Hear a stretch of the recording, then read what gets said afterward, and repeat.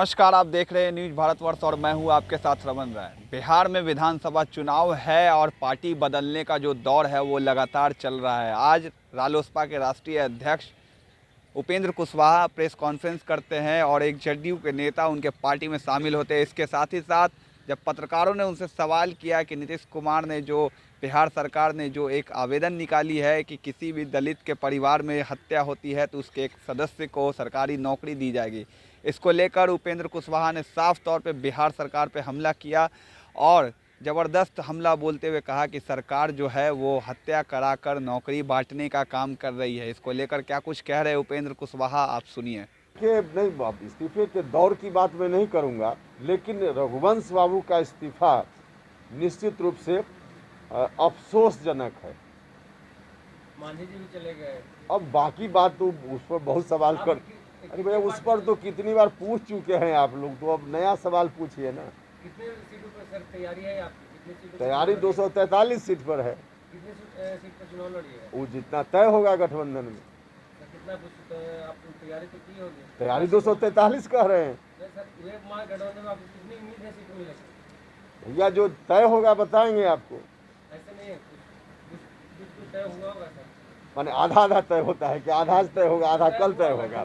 तय होगा तो एक बार तय होगा। आप अपनी भागीदारी महागठबंधन में किस तरीके से देखते हैं?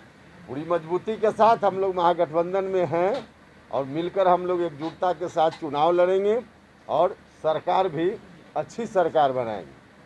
छात्रों की और रोजगार की बात कर रहे, कल बिहार सरकार के श्रम मंत्री ने कहा कि बीते 15 वर्षों में सबसे ज़्यादा ITI के कॉलेज और रोजगार उन्होंने दिया है। क्या वो झूठ बोल रहे हैं या फिर विपक्ष झूठ बोल रहा है? अब इस सवाल का जवाब बेरोजगार लोग जो सड़क पर हैं, जनता जो गांव में त्राही त्राही कर रही है, प्रवासी मजदूर जो इस कोरोना के समय भी किस तरह से अपना पेट पालने के लिए आए और वापस भी लौट रहे हैं, उनसे जाकर पूछ लीजिए। इस सवाल का बेहतर जवाब वही लोग देंगे। सर, नीतीश कुमार द्वारा एक कानून लाया गया, ST/SC कानून है, हत्या करो नौकरी पाओ।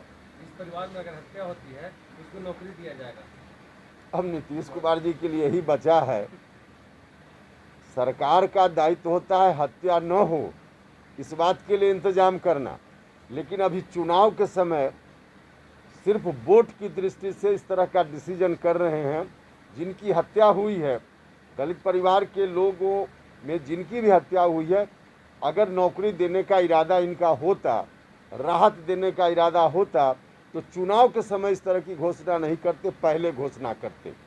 नंबर 1। नंबर 2, हत्या गरीब घर में जिस परिवार में भी हो रही है, चाहे दलित हो या गैर दलित, व्यवस्था अगर करनी ही है तो सबके लिए करनी चाहिए और आगे के लिए नहीं बल्कि पीछे से करना चाहिए।